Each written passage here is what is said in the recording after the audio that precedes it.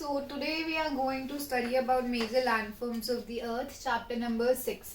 Now of geography. Now before starting with the explanation of the chapter, first and the most important thing that we should be focusing upon is the meaning of the name of the chapter. So if we break it up into three parts, that is major landforms of the earth. So major हम तब use करते हैं anything that is very important या कुछ बड़ा कुछ हुआ है, a major event in my life, a major programme is about to happen, a major accident, anything that is very big और इम्पोर्टेंट और main. So major mean something that is important और main. Land forms, land का मतलब जमीन हम सबको पता है, और फॉर्म्स का मतलब होता है टाइप्स. तो डिफरेंट तरीके के लैंड मतलब types of the land. So major land forms, main types or important types of the land on the earth is the meaning of the chapter. So this is what we are going to study about in this chapter.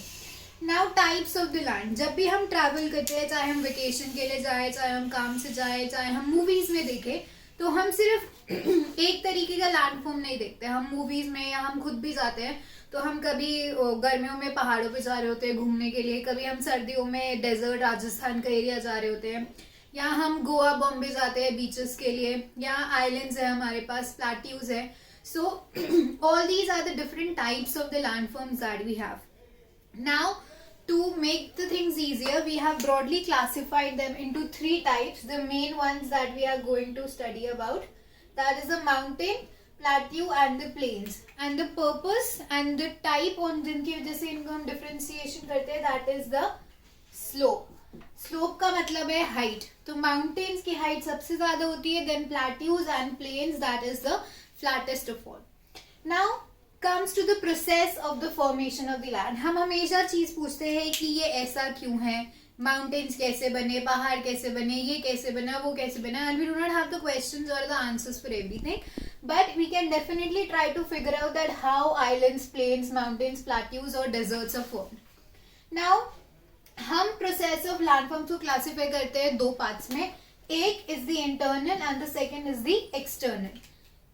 नाम से ही clear है, internal मतलब inside and external मतलब from the outside. अब किसी में भी कोई चेंजेस हो, अगर हमारी ह्यूमन बॉडी को ले, हमारे में फिजिकल चेंजेस होते हैं, हमारी हाइट बढ़ती है, हमारा वेट बढ़ता है, हमारे बाल बढ़ते हैं, हमारे नाखून बढ़ते हैं, everything, even our voice changes.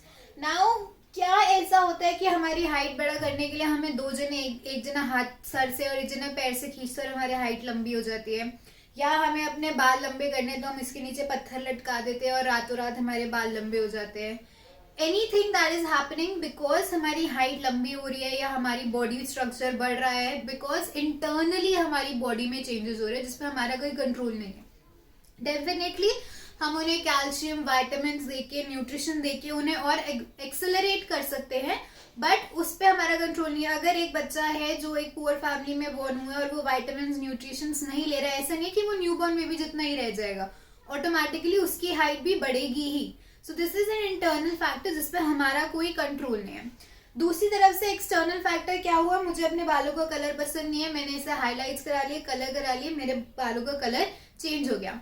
Nails हमारे ओरिजिनली कैसे होते हैं, स्किन कलर के, मेरे को नेल पेंट लगा लिया, एक्सटेंशंस करा लिए, कुछ भी करा लिया, हमारे नेल्स चेंज हो गए. हमने मेकअप कर लिया, हमारा बॉडी का कलर, फेस का कलर चेंज हो गया. गॉड फॉरबिड किसी का एक्सीडेंट हुआ, हैंड एम्प्यूट हो गया, कट गया, या कि कोई लिम्प करने लग गया, फ्रैक्चर हो गया, बोन टूट गया, हार्ट टूट गया, तो ये सब एक एक्सटर्नल फैक्टर है. बाहर एक एक्सीडेंट हुआ जिसकी वजह से हमारी बॉडी में फिजिकल चेंजेस आए. So similarly when we talk about the earth, उसमें भी we have the internal factors and the external factors. Not talking about the internal factors, मतलब जो earth के अंदर हो रहा है. Now earth एक single बड़ा सा ball नहीं है, although we assume it to be one. हमारी earth जो है it is made up of plates. There are 7 major and several minor plates that are there on the surface of the earth. And these plates are moving, but they are moving very slowly by few centimeters every year, जिसको हमें feel भी नहीं होता है. Now reason क्या है उसके move होने का, हम सबको पता है कि अपर क्रस्ट के नीचे we have the लिथोस्फीयर के नीचे we have the molten magma, और उसके नीचे we have the core. Core की हीट है वो बहुत ज्यादा होती है. ठीक है, यहाँ पे हमारा कोर है, इसके पास जो भी हमारे पास मैग्मा होता है यहाँ पे, जैसे वो कोर के पास पहुंचता है वो बहुत ज्यादा हीटअप हो जाता है, और कोई भी चीज जब गर्म हो जाती है वो लाइट हो जाती है और वो ऊपर उड़ती है। इसी का कॉन्सेप्ट है हॉट एयर बलून्स की वजह से, जिससे वो ऊपर जाते हैं। तो हमारा मैग्मा जब नीचे आता है कोर के पास, वो गर्म होता है और वो ऊपर चला जाता है। यहाँ पे ये हॉट हुआ, ये ऊपर चला गया। ऊपर जब हमारा हॉट मोल्टन मैग्मा सरफेस की अर्थ के पास जाता है, वो यहाँ जाके कोल्ड हो जाता है। जैसे ही कोई चीज ठंडी होती है वो सिकुड़ जाती है, जम जाती है, और उसकी डेंसिटी जो है वो बढ़ जाती है, वो भारी हो जाती है। जैसे बर्फ और पानी उठाओगे, बर्फ ज्यादा हैवी लगेगी। जैसे ही वो कोल्ड होती है वो वापस नीचे सिंक कर जाती है, वापस नीचे जाके सिंक करती है, यहाँ जाके फिर गर्म हो जाती है, फिर ऊपर आ जाते हैं। तो ये एक सर्कुलर मैनर में चलता रहता है। जैसे साइकिल के टायर के नीचे टायर सर्कुलर होते हैं या गाड़ी के सर्कुलर होते हैं, जब वो रोटेट करते हैं तभी कोई चीज आगे बढ़ती है। इसी तरीके से हमारी प्लेट्स के अंदर जब ये मूवमेंट होती है तो हमारी प्लेट्स मूव करती है, और जब वो मूव करती है तो तभी हमारे ये इंटरनल मूवमेंट्स होती है। 3 तरीके की हो सकती है, या तो 2 प्लेट एक दूसरे से क्लैश करेंगी, एक दूसरे से टकराएंगी, या दूर जाएंगी। टकराएंगी तो चीजें ऊपर उठेंगी, दूर जाएंगी तो बीच में एक गड्ढा क्रिएट हो जाएगा, या एक दूसरे से टकरा के निकल जाएंगे। एंड इसी की वजह से हमारे लैंड या तो अपलिफ्ट होता है कि कुछ ऊपर उठता है जैसे कि हिमालयन माउंटेन्स, या सिंक होता है कुछ नीचे चला जाता है जैसे कि Mariana trench. 2 basic land movements होते हैं हमारे इंटरनल की वजह से। देयर इज एन अर्थक्वेक, या हमारा होता है वोल्केनो इरप्शंस।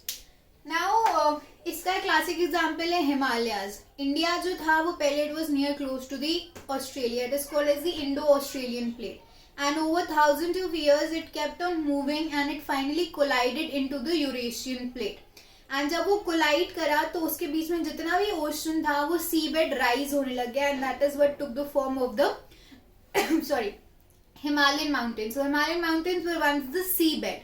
इसके लिए मैं आपके वीडियो लिंक्स नीचे अटैच कर दूंगी, उसमें आप बेटर अंडरस्टैंड कर सकते हो। Now talking about the external factors. External factors 2 तरीके के होते हैं, इरोजन या डिपोजिशन। इरोजन का मतलब है removal of the top most layer of soil. Erode हुआ, हम चाबी यूज करते हैं, हम कोई भी चीज यूज करते हैं, थोड़े टाइम बाद हम कहते हैं कि ये घिस चुकी है, ये उतनी शार्प नहीं है। हम नाइफ लाते हैं, नया बहुत शार्प होता है, फटाफट सब्जियां कटती है, सब कुछ होता है। नया पेन लाते हैं, पेंसिल लाते हैं, over the period of time वो घिस जाती है। जैसे हम कहते हैं इंग्लिश में we can say it is eroded. Erosion का मतलब ही ये होता है removal of the top most layer जो थी, ठीक है। उसी तरीके से over the period of time हमारे लैंड फॉर्म्स भी घिस जाते हैं। हमें इसलिए पता नहीं चलता कि वो इतनी जल्दी नहीं होते, दिनों में या सालों में, इनमें थाउजेंड्स ऑफ ईयर्स लगते हैं, जिसकी वजह से घिसने की वजह से हमारे लैंड फॉर्म जो है वो नीचे होने लग जाते हैं, मतलब वो लोअर होते हैं। ये किन्हीं भी वजह से हो सकता है, ये एयर की वजह से हो सकता है, रनिंग वाटर की वजह से हो सकता है, या आइस की वजह से हो सकता है। Now very interestingly erosion and deposition work together. हवा ने अगर मिट्टी यहाँ से इरोड करी है, या पानी ने यहाँ से मिट्टी हटाई है, या बर्फ ने हटाई है, तो वो कहीं ना कहीं तो जाके छोड़ेगी। नहीं तो हमारे आसपास हवा में मिट्टी ही मिट्टी होती है अगर वो कहीं जाके डिपॉजिट नहीं करती।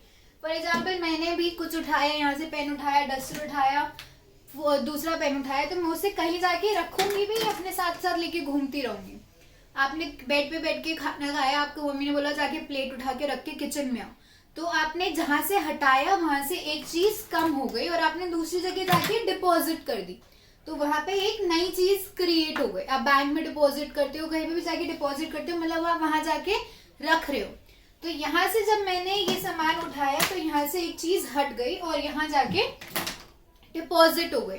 तो इरोजन से जो सामान हटा होता है वो कहीं ना कहीं जाके बिल्ड होता है और वहां जाके एक नया लैंडफॉर्म क्रिएट करता है। So erosion lowers the land and deposition rebuilds the land.